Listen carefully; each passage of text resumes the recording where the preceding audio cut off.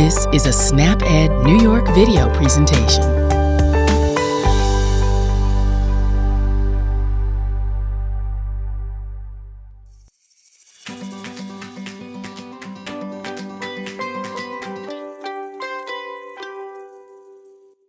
Hi, I'm Caitlin, SnapEd educator with Cornell Collaborative Extension, and today I'll be showing you how to make personal pizza. Think of a restaurant or fast food menu. Some of these foods can easily be categorized into one of the 5 food groups: fruits, vegetables, grains, protein, and dairy. And other foods are a combination of several food groups, making them mixed dishes. Having the right mix of all the food groups can help you be healthier now and in the future. But typically mixed dishes from fast food places are loaded with saturated fat, sodium, and calories. And eating too many of these foods can negatively affect your health and be a burden on your wallet. So to save money and eat healthier, we'll be making our pizza at home with this personal pizza recipe. As with any pizza, you'll need crust, sauce, and cheese. In this recipe, the crust is English muffins. I chose whole grain to boost my fiber intake. The sauce will be spaghetti or pizza sauce. At the same time, I bought mine pre-made, but canned and jar goods can be fairly high in sodium, so be sure to check the labels for low sodium options. As for our cheese, I chose mozzarella, but feel free to choose your favorite cheese. But keep in mind, while dairy is a good source of bone-building calcium, too much of it can add extra saturated fat. So try to keep an eye out for low-fat options. Right now, our pizza has grains because of our crust and dairy because of our cheese, but our toppings are a great way to add more food groups. If you had any leftover meat or vegetables in your fridge, this is a great dish. You can add those to use them up. When it comes to the protein group, meats like diced chicken and turkey are lean, lower fat options compared to ground beef or processed meats like pepperoni. But today I will actually be using low-fat turkey pepperoni that I had left over from another dish.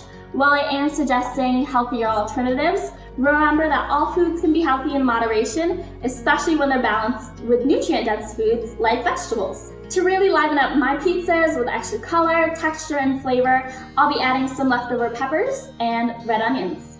Piling on the veggies is a sure way to make this dish healthier because they're low in calorie but packed with vitamins and minerals. Before we get started, let's go over some food safety practices. Be sure to wash your hands with warm water and soap for at least 20 seconds. Rinse your vegetables under clean running water. Don't use any soaps or detergents on your food. Just rub them briskly with your hands to remove any dirt.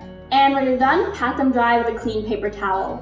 If you are using any meat, be sure to separate raw meat from your fresh produce to prevent cross-contamination, and never place cooked food on the same plate or cutting board that held raw food.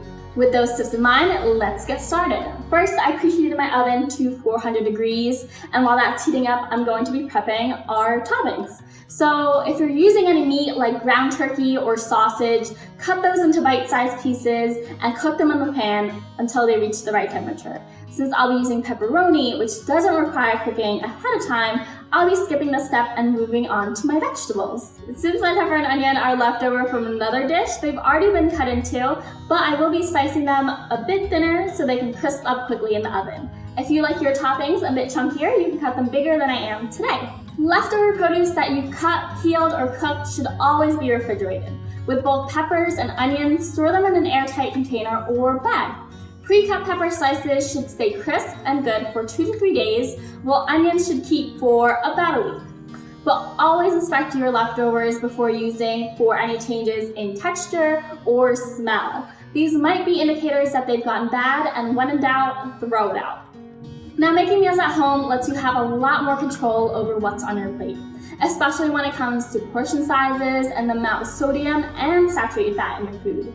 It also allows you to be a little bit more creative with your dishes. You don't have to stick with the toppings I'll be doing today. Choose your favorite vegetables, fruit, or meat for your personal pizza, whether that be mushrooms, pineapples, tomatoes, spinach, or any other fruit and vegetable you can think of. With our toppings ready, it's time to start assembling our pizza. First, we do need to split our English muffins in half and just toast them lightly. This will make your crust crisp and stop it from getting soggy later. Pizza crusts are typically made using refined white flour with little nutrients and fiber, which makes it less filling than whole grain products. English muffins or even bagels are a great substitution because you can find whole grain varieties.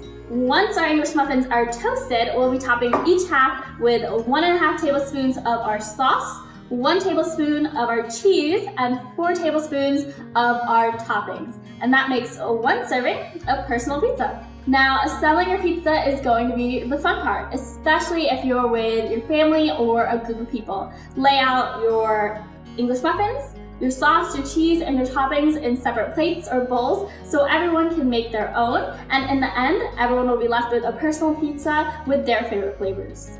Similar to our pizzas, every person's version of healthy eating might look a bit different because of our preferences and maybe what we have available at our nearest grocery store.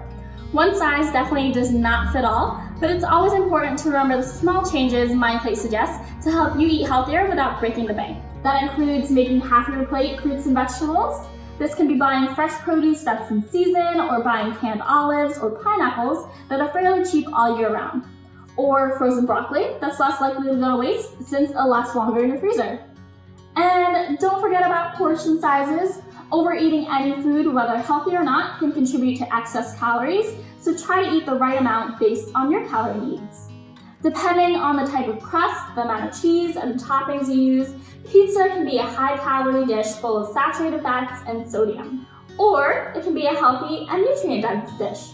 That all depends on the choices you make. Even with these healthy small changes, this recipe only cost me less than $10 to make 12 servings. Many of these ingredients can be used to make other dishes, and using leftovers from my fridge as toppings definitely saved me a few dollars. Once the pizzas are assembled, bake them in your oven for 5 to 7 minutes. When your muffin is lightly browned and the cheese is melted, take them out and let them cool for a couple minutes before eating. And here you have it, my personal pizzas.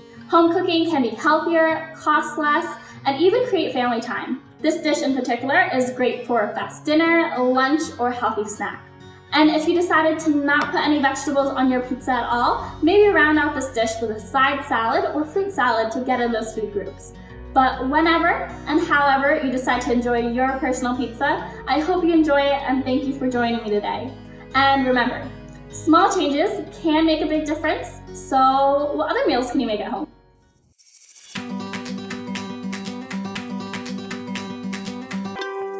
Thank you for joining us today. We know the healthy choice isn't always the easiest choice, but small changes can make a big difference. Start today by getting involved with SNAP-Ed New York. This program is free for those who qualify or receive SNAP benefits. We want to help you save time, save money, and eat healthy. Learn how SNAP-Ed can make a difference in your life. For more information and to find your local program, visit snapedny.org. This material is funded by USDA's Supplemental Nutrition Assistance Program. SNAP. This institution is an equal opportunity provider.